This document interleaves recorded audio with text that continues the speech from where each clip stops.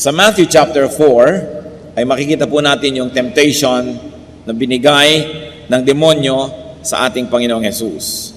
At makikita po natin dito ang isang napakagandang karakter ng Panginoon na maaari natin gawing huwaran, modelo, standard sa ating buhay. Matthew 4:1. Then Jesus was led by the Spirit into the desert to be tempted by the devil. At doon pa lang sa opening sentence na yan, napakarami na po nating pwedeng maging leksyon. First of all, that the Lord was Spirit-led. Ang ginagawa ng Panginoon ay ayon sa udyok, bulong, turo ng banal na Espiritu. And that the Lord followed the leading of the Holy Spirit. If you are being led by the Holy Spirit to go to the desert, to the wilderness, and to stay there and to fast for 40 days and 40 nights, that's not an easy thing to do. Maaring tayo mga tuwiran, tumanggi, umiwas, subalit siya ay sumunod. In our lives, what can we learn from the lovable Jesus in this verse? Be Spirit-led. Listen to the voice of the Spirit. Kaya nga ang kabilin-bilinan sa Revelation 2:29, he who has an ear, let him hear what the Spirit says. Pakinggan ang inuudyok, ibinubulong ng Espiritu. We must be Spirit-sensitive. Pagka po may ipinapagawa ang Panginoong Diyos, kailangan tayo tahimik, quiet enough to hear the voice of God. Because seldom will the Lord raise His voice and shout. Most of the leadings are given through whispers, through quiet persuasion. Kaya kailangan po mayroong enough space and time in our lives when we are quiet so we can process the promptings of the Holy Spirit. But as children of God and the children of truth, we must discern if the Spirit is of God. Dahil may evil spirit din na bumubulong-bulong at nangihikayat ng aakit. 1 John 4:1, do not believe every spirit, but test the spirits to see whether they are from God. Examine the things we do. Examine the things we like to do. And we ask ourselves, is it from God? Kung may nakasakit ng inyong damdamin at gusto nyong saktan din, itatanong nyo lang sa sarili nyo, is this leading from God? Kung gusto nating gumante, is this from God? Na-offend tayo, meron tayong gustong gawing retaliation, is this from God? Makinig lang po tayo sa Espiritu ng Diyos, tayo makaiiwas na sa napakaraming mga pagkakamali at sa napakaraming mga sakit sa buhay. How do you do that? How do we discern? How do we develop discernment? If the Spirit is from God or not, immerse yourself in God's Word. Kailangan babad tayo sa salita ng Diyos, babad tayo sa panalangin, at babad tayo sa impluensyang makadiyos, nagkakaroon tayo ng napaka-sensitive spirit that we will discern if the Spirit is from God or not.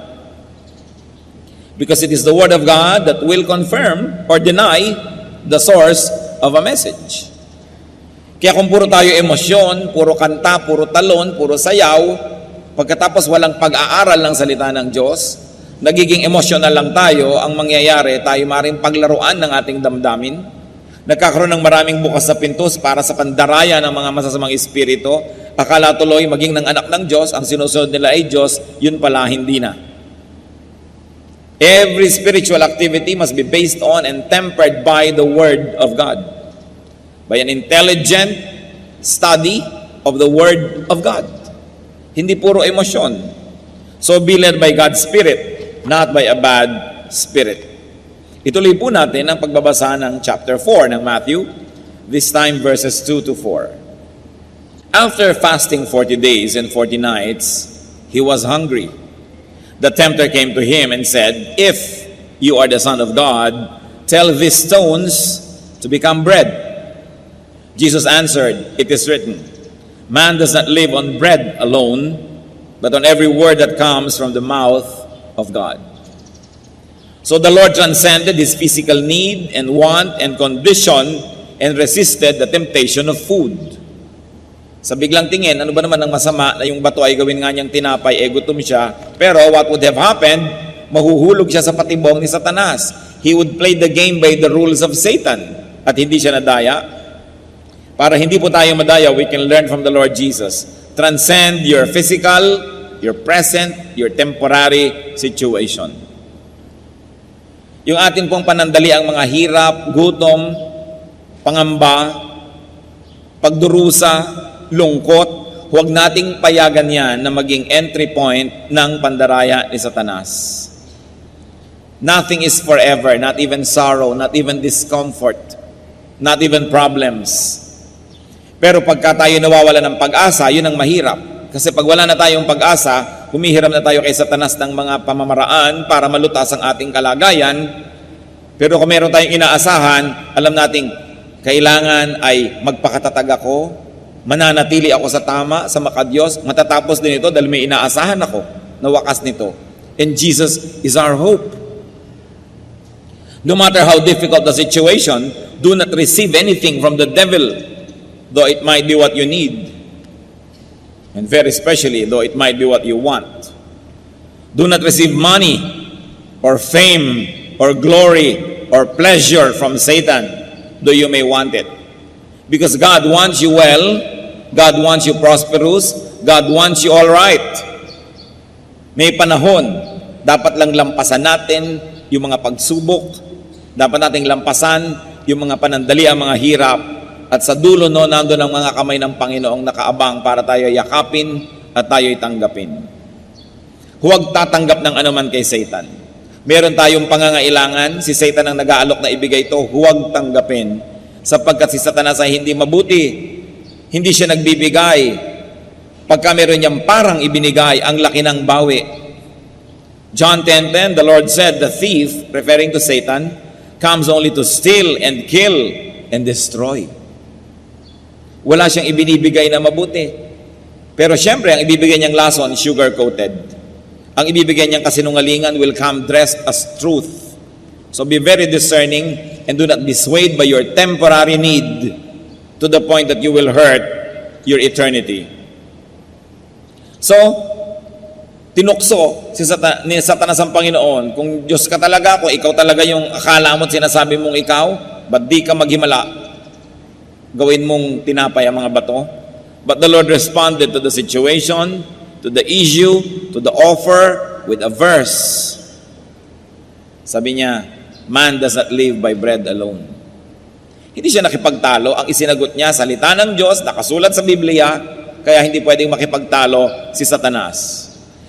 Pwede lang makipagtalo si Satanas sa sarili nating karunungan, sa sarili nating pangangatwiran. But when you quote the Word of God is powerful, that Satan has no choice but to submit to it. Psalm 119:42, I will answer the one who taunts me, for I trust in your word. And the answer is God's word. What can be learned, brother and sister? Respond with a verse. When people taunt you, when people give you temptation, pag ginagalit ka ng tao, tinutokso ka ng tao, ang sagot mo, verse. Sabihin mo man sa kanya yon o sa loob-loob mo lang, ang mahalaga, verse. That's why it's important to memorize verses. We should memorize the Word of God. Tiyakin nyo lamang po na ang inyong interpretation at application ay hindi self-serving.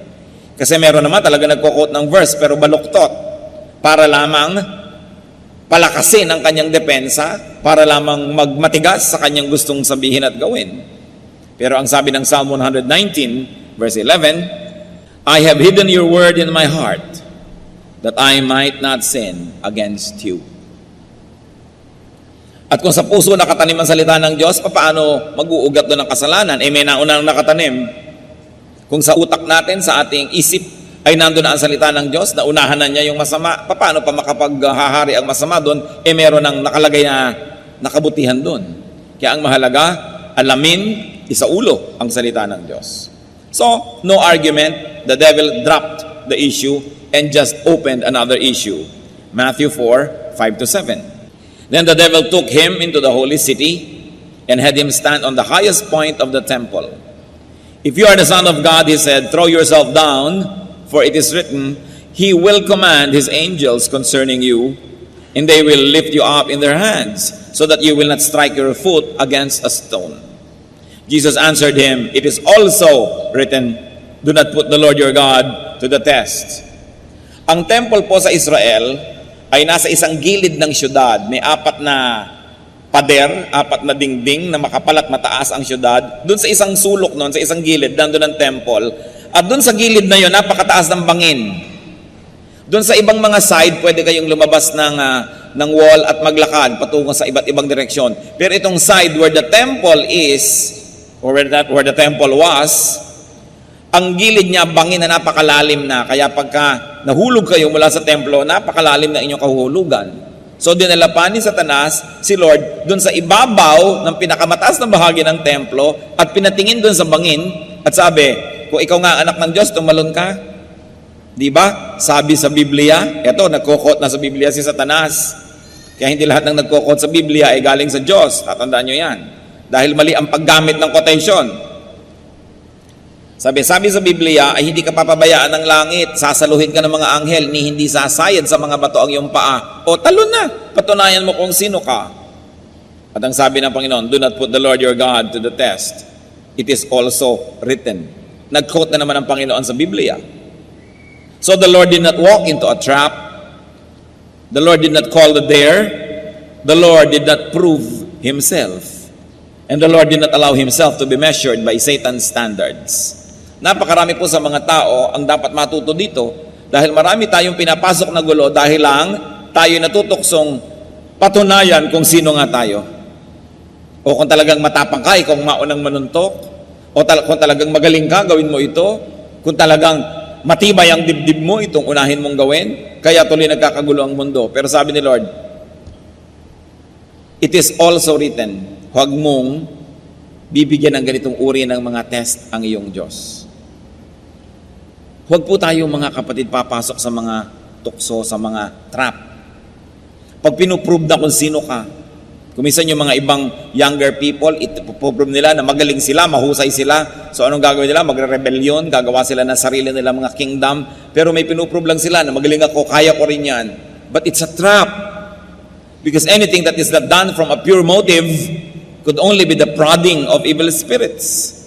Sapagkat motibo ang tinitingnan sa atin ng Diyos sa ating ginagawa. Psalm 141 verse 9, keep me from the snares they have laid for me, from the trap set by evildoers. Iiwas niyo po ako sa mga patibong, sa mga bitag. So keep me from friends and family, keep me from myself, na nagiging dahilan para ako hindi makapag-isip ng mabuti dahil kakampihan ako agad, uudyukan ako agad, na patunayan kung sino ako, na magaling ako. Ito po ay mga patibong. Avoid traps. At syempre, sinasabi din sa Biblia, ang mga babaeng magaganda at magagandang magsalita, ganon din ang mga lalaki na mapang-akit, ay trap yan sa mga married people who should not even entertain such persons. They are traps. Oras sa pumasok ka, hindi mo alam, bitag pala, ang hirap ng lumabas. Marami pong mga traps, mga kapatid. Kung minsan yung pagsisikap, sisikapin kong maging best engineer, sisikapin kong maging best accountant, o sisikapin ko na maging best pastor, sisikapin ko na maging magkaroon ng ganitong ministry at papalaguin ko. Kung minsan hindi naman pure lagi ang motive. Dahil lang may inggit sa kapwa, dahil may gustong patunayan o gustong makipagkompetisyon. Sayang ang lahat ng pagod natin sa pagiging excellent kung ang dahilan lang pala ay gusto lang nating magpasikat. Gusto lang pala nating daigin ang ating kapwa. Si Solomon na pinakamarunong na tao naglakad sa balat ng lupa, sabi niya sa Ecclesiastes 4 verse 4, I saw that all labor and all achievement spring from man's envy of his neighbor. Nagpapalaki ng bahay, hindi dahil kailangan niya o gusto niya, kundi dahil gusto niyang daigin ang kanyang kapitbahay. Estudyante, pinipilit ng magulang, taasan ng grade, taasan ng grade, taasan ng grade. Hindi lang talaga para matuto, para madaig pala ang mga kaeskwela. Husayan mo ang isang bagay. Kaya ganyan na rin siguro yung mga kumisa na walang kabuluhan na nagpapalagay sa Guinness Book of Records. Pinakamahabang hotdog sa mundo, 3 kilometro. O ano ngayon, ang napala mo na may pinakamahabang hotdog sa mundo, nalagay ka lang sa Guinness Book of Record, natalo mo lang yung dating may record. Pinakamalaking salad, isang buong plaza, salad. Sino ngayon ang kakain nito? Pinakamalaking relleno, pinakamahabang pagkukulong sa loob ng kahon na maraming kasamang ahas. O ano ngayon ang napala ng sansinukob sa iyong achievement? Para lamang madaig yung previous record. So sabi, ano ngayon ang katuturan niyan? Proverbs 16:18, pride goes before destruction, and a haughty spirit before a fall. At kung ang Panginoon naging proud, pinatunayan nga siya kung sino siya, tumalon nga siya para saluhin siya ng mga anghel, at wala namang dudang sasaluhin siya. Pero ano ngayon ang napala niya at napala nating lahat? Pinagbigyan lang niya si Satanas at nanalo lang si Satanas at naging proud na ngayon siya, nagkaroon na siya ng kasalanan, na-disqualify na siya na maging champion o savior natin. Matthew 4:8-10, ituloy ang kwento. Again, the devil took him to a very high mountain and showed him all the kingdoms of the world and their splendor. All this I'll give you, he said, if you bow down and worship me. Jesus said to him, away from me, Satan, for it is written, worship the Lord your God and serve him only. So the Lord emphasized that God himself is to be worshipped, that God is to be served and not tempted. So nung hindi nag-click yung temptation na naman ni Satan, panibago na naman. O ibibigay ko sa iyo lahat ng kaharian sa mundo. Lumuhod ka lang sa akin, sambahin mo lang ako. Sabi ng Panginoon, nasusulat, sambahin mo ang Diyos mo at paglingkuran mo siya. What was important here is that the Lord knew himself, that he was the Son of God. And because he knew himself, he behaved accordingly. He demanded proper treatment and exercised his power and authority. Sabi niya kay Satan, away from me. Kayo po, mga kapatid, sino ba kayo? Kanino ba kayong anak? Natanong niyo na ba ang katabi niyo, kanino ka bang anak? Diba? Siyempre, ang sagot natin, anak ba tayo ni Satanas? No. Anak tayo ng Diyos. Amen? So, behave according to your identity. Anak ka ng Diyos eh. Christian ka eh. So, lagi mo itatanong, ito bang gagawin ko ay bagay sa anak ng Diyos gawin? So, behave according to your identity. Kristiyano ako, dapat ba ako nagpapakalat-kalat sa kalsada ng ganitong oras ng gabi? Kristiyano ako, dapat ba ako pumupunta sa mga nightclub, sa mga bar at kung ano-ano pa? Kristiyano ako, dapat ba akong nakikita sa ganitong uri ng mga sitwasyon? Behave according to your identity. Because the Lord said, worship the Lord your God. Huwag mo akong ganyanin, huwag mo akong tuksuhin, lumagay ka sa lugar. And Ephesians 4:1 says, I urge you to live a life worthy of the calling you have received. And the Lord calls us to holiness. The Lord calls us to glory and to eternity. Respect yourself. And automatically others and Satan will respect you. Kailangan igalang natin ang ating sarili. So Matthew 4:11, then the devil left him and angels came and attended him. Sumuko na si Satanas, matapos ang sunod-sunod na tukso, hindi siya pinatulan, ang isinagot lang lagi, Word of God. Walang labis, walang kulang. So the devil gave up and obeyed. And interestingly, angels affirmed Jesus' stand and position and served him after the test, not during. Not during. Hindi po natin tinutulungan ang sino man during the test. Hindi katulad ng nangyayari ko minsan sa LTC, nag-a-apply ka para sa lisensya o para sa renewal, tinuturuan ka na ng mga clerk ng sagot sa kaunting halaga at pabuya. Ano ang bunga? Mga tsuper natin na hindi marunong magbasa ng traffic signs, mga tsuper na hindi alam ang road etiquette, mga tsuper na talagang nakahambalang, nakakalat at napakalaking disgrasya sa kalsada kasi habang nagtetest, tinutulungan. Yung iba nga before the test, tinutulungan pa. Nakita niyo po yung mga anghel kung kailan sila nag-minister sa Panginoon after the test. Tayo man, kung dumadaan tayo sa pagsubok, angels will minister to us after the test. Not during. You have to pass it yourself. At ang nakatutuwa nito, at nakaliligaya at nakapagbibigay ng ginhawa, sabi sa Biblia, hindi tayo bibigyan ng pagsubok na di natin kaya. Sukat tayo ng Diyos. At ang pinapayagan lang niyang pagsubok na dadating sa ating buhay, yung nasukat na rin niya at alam niyang kaya nating ipasa. Kaya huwag kayong magsasabing napakahirap ng pagsubok, di ko kaya. Para niyo na sinabing hindi marunong magkalkula ang Diyos, hindi siya marunong sumukat o bumilang. Sinabi na sa Biblia, hindi ka bibigyan ng pagsubok na di mo kaya. Kaya kapatid, kayanin mo, pass it. And the angels will be there at the end of the road to minister to you. Yung mga dinaanan ng Panginoon na daan, doon din niya tayo pinasusunod. Kaya yung mga nangyari sa Kanya, hindi malayong mangyari sa atin. Kaya lang, dapat nating gawin ang ginawa niya. Dapat siya ang ating modelo. The lovable Lord obeyed the leading of the Spirit. Transcended physical and temporary needs. The lovable Lord knew His identity. Behaved according to that identity. And the Lord taught Satan to treat him according to that identity. Ano po bang identity nyo? Kayo'y husband?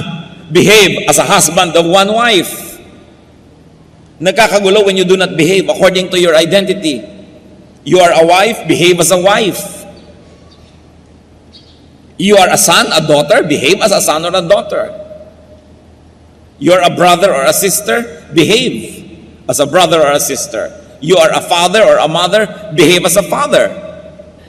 Ano bang ibig sabihin nun? Father ka, pagkatapos magkakaroon ka ng kulasisi, magkakaroon ka ng mga relasyon sa iba, nasisira ang relasyon ng asawa, na ninyong mag-asawa, nasisira ang relasyon ninyong buong pamilya, napapahamak ang iyong anak, behave as a father. If only you know who you are and don't forget it, you behave as you are. Tulad natin, Pilipino ka, how are you expected to behave? Dapat malang tangkilikin mo ang mga product ng sarili mong lahi, ng sarili mong bayan. Dapat malang ibigin mo ang iyong bayan. Huwag mong kalatan ng mga ilog. Huwag kang dumagdag sa problema ng bayan, kundi solve the problems of the nation because you are a Filipino. Kung Filipino Christian ka, anong dapat na behavior mo? Marami po talagang tao nawawala sa sarili, kaya nagugulo ang buhay. May asawa na, nag-entertain pa ng iba, kahit man lang sa isip. Behave according to your identity. Hindi mo na dapat ina-entertain yan. Masaya ka man o hindi. Kung malungkot ka, di malungkot ka, magtiyaga ka. Pero hindi mo dapat nasirain yung image mo kung ano ka. And remember, we were created in God's image. We are God's workmanship to do good works. And you are a Christian. Kung Kristiyano ka, anong yung identity? Bagay ba sa bibig ng Kristiyano ang nagchichismis? Bagay ba sa Kristiyano yung rebellious sa kanyang spiritual authority? Bagay ba sa Kristiyano yung namimintas? Bagay ba sa Kristiyano yung kung sino ang kumupkup sa'yo, nag-alaga sa'yo, nagpakain sa'yo, bigla mong tutuklawin? At pagkatapos, pagsasalitaan mo ng masasakit at masasama para lang magmukha kang mabuti at martir, kaawaan at tulungan ng iba? Bagay ba yon sa bibig ng Kristiyano? Bagay ba sa mga Kristiyano na nagsusuporta sa mali?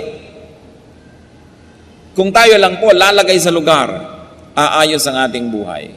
Teacher ka, bagay ba sa teacher ang hindi nagtuturo, hindi naghahanda ng lesson plan? Estudyante ka, bagay ba sa estudyante hindi nag-aaral? The Lord did not forget who He was. Sabi niya kay Satan, worship the Lord your God. Lumagay ka sa lugar. So the lovable Lord kept His argumentations with the devil to the minimum. Few words and to the Word of God for our benefit. And thank God, He knew how to suspend pleasure and comfort, relief and satisfaction. Many people are deceived and trapped when they seek immediate pleasures. Hindi makapaghintay, minamadali ang panahon. Assistant pa lang, hindi maghintay, gusto agad siya ang maging top person. Tinetrain pa lang, hindi makapaghintay, gusto agad agawin ng kapangyarihan. Dapat ang tao marunong maghintay. And especially to deny ourselves instant gratification if in the long run it would be disastrous. Hebrews 11:24 to 25. By faith, Moses chose to be mistreated along with the people of God rather than to enjoy the pleasures of sin for a short time. Isipin po ninyo, prinsipe na ang status ni Moses sa Egypt, the most powerful empire of the world. And yet, because he knew who he was, that he was a Hebrew, he belonged to the nation of God, he denounced his Egyptian identity, his royal status, and rather chose to be among the slaves who were the Hebrew people. Pinili niya na dumaan doon sa mahirap kasi yun ang tama. Nabuhay siya dahil siya ay naging totoo sa kanyang sarili. And even the Lord resisted temptation, stood His ground. The Lord suffered so as to be our champion, our Savior. Ano po ba yung mga champion na yan? Nung araw, halimbawa, may giyera, pangkat A, pangkat B, para maiwasan na lang na dumanak ang sobrang daming dugo, pipili na lang ang pangkat A ng kanyang champion. Yung pangkat B, champion. Yung dalawa ang maglalabanan. Pag natalo yung champion ng pangkat A, talo na yung buong pangkat A. Yan ang hinamon ni Goliath sa Israel. Sabi niya, ako ang kampiyon ng mga Philistines. Humanap kayo ng kampiyon nyo, kami na lang maglalabanan. Kung natalo ako, talo na yung buong army namin. Huwag na nating lipulin ang lahat. May champion ka. Nakita nyo po, pag may champion tayo, ang binibining Pilipinas, yun ang champion ng Pilipinas, ilalaban mo sa Miss Universe. Pag natalo siya, talo na yung buong Pilipinas. Pag nanalo siya, panalo na yung buong Pilipinas. Pag may basketball team tayo, sila yung ating champion. Pagka meron tayong representative, sila yung ating champion. So, si Lord, siya ang ating champion. Lumaban siya para sa atin. Hindi na tayo ang inisinuong sa giyera with Satan. Hindi na tayo ang ipinapako sa krus, hindi na tayo ang hinagupit, hindi na tayo ang dumaan sa kutakot-takot na hirap, siya na. Pero kung hindi niya yun pinasa, talo tayong lahat. But because He stood His ground, no matter how difficult, na ipinapako na siya sa krus, ibinabaon ang mga malalaking bakal na pako sa kanyang laman, litid, buto. Nananalangin pa siya at hinihingi ng tawad yung gumagawa noong kalapastanganan na yun sa kanya. Kung siya'y nagalit, napuno, napikon, at gumawa ng hindi maganda, hindi na natin siya champion. Kasi ang champion na kailangan natin para mahugasan ang ating kasalanan ay yung walang kasalanan. Ang kailangan nating champion para tayo luminis ay yung may malinis na dugo. Tiniis niya ang lahat so that He will remain to be our champion. And thank Jesus because He is our victorious champion.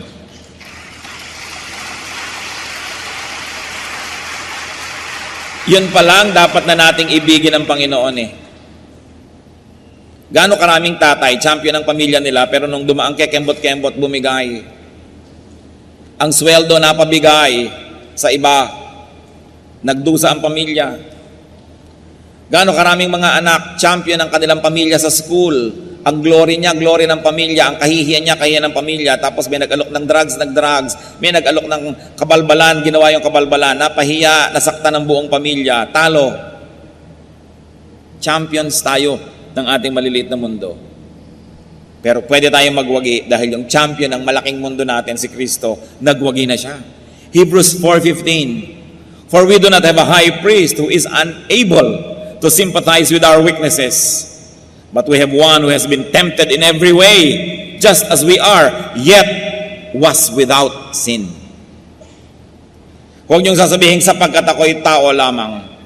Sapagkat kaya nga ang Diyos ay nagkatawang tao, para niya, pakita sa atin, na kahit siya'y nagkatawang tao, hinarap niya at nagpakatibay siya sa harap ng mga tukso para meron tayong modelo na pwedeng tularan. 1 Corinthians 15:57, thanks be to God, He gives us the victory through our Lord Jesus Christ. Hindi pagkatalo, hindi kahihiyan ang dinala sa atin ng Panginoong Yesus. Karangalan, tagumpay. So when tempted, remember, learn from, and be like Jesus. Siya ang alalahanin. And remember this, you are and you can be someone's champion. I remember another line from the poetry of J.D. Drilon Jr. Alam niyo po yung tula ni J.D. Drilon Jr., one word per line, walang mga tuldok, walang mga comma, walang punctuation marks. At ito inspirasyon, yung ideya nung siya po ay isang sundalo, padala ng Pilipinas sa Korea. Nung araw, tinulungan lang natin yung Korea. Ayan, nalampasan na tayo dahil sila ay makabayan. Meron silang digmaan, nagpadala ang Pilipinas sa mga hukubo, napadala doon si J.D. Drilon Jr. At nung nasa loob siya ng foxhole, nakikipagbarilan doon sa mga ibang kalaban sa kabilang foxhole, sabi niya, we are at war because elsewhere our leaders failed to make the peace. Yon. Nandito tayo sa foxhole na to, namamatay at pumapatay, nakikidigma, nahihirapan, Kasi ang mga champion natin, yung mga leaders na nag-usap, na bigo, na mag-usap ng mabuti, nagyera silang dalawang leader, tamay tayong lahat. Sa pagkakamali ng isang leader, nadadamay ang isang buong bansa. Sa pagkakamali ng isang religious leader, nadadamay ang buong kongregasyon. Sa pagkakamali ng isang ama o ina, nadadamay ang buong pamilya. Ganon din sa anak.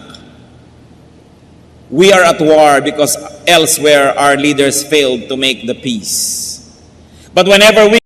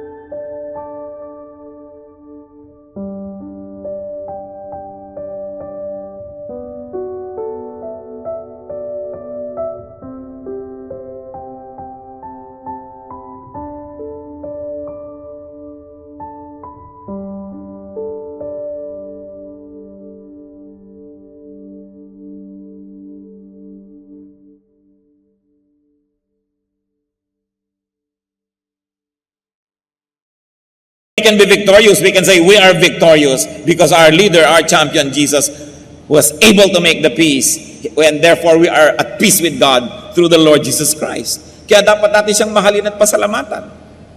Dapat siya talagang itanghal. Kung hindi lang nga questionable yung igawa siya ng monumento, siya ang dapat igawa talaga. Dahil siya ang tunay nating bayani. Siya ang tunay na tagapagligtas. Dahil nanalo siya, pwede tayong manalo. At dahil tinanggap na niya lahat ng parusa, pwede na tayong hindi parusahan. When people are not able to do what is right, people under them are dragged into suffering. So you are and you can be someone's champion. Do not fall, if only for the sake of others. Dahil marami tayong dadalhin pag tayo'y bumagsak. Thank and love Jesus. Nauna na siya sa paggawa ng mabuti. 1 John 4:19, we love because He first loved us. Nauna na tayong minahal ng Diyos, dapat tayong makipagmahalan sa Kanya. At itong dapat nating i-develop, I don't know how you will do it in a personal way, but develop a personal love affair with Jesus. Isang personal, maganda, masarap na relasyon. At salamat na lang dahil nanalo na siya. Huwag kayong malungkot, huwag kayong magluksa, huwag kayong matakot. Revelation 5:5, do not weep. See, the Lion of the tribe of Judah, the root of David, has triumphed.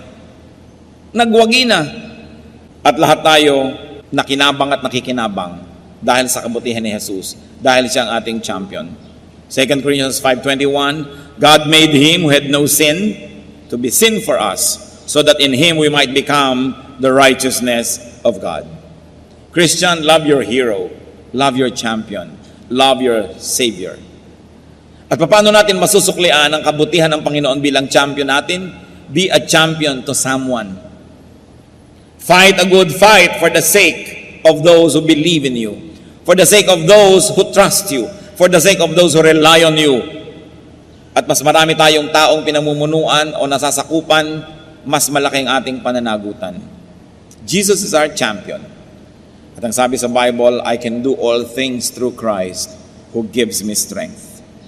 Ano po ba ang ating mga hinaharap na mga temptation? Anong mga kahinaan? Pinanghihinaan ba kayo ng loob?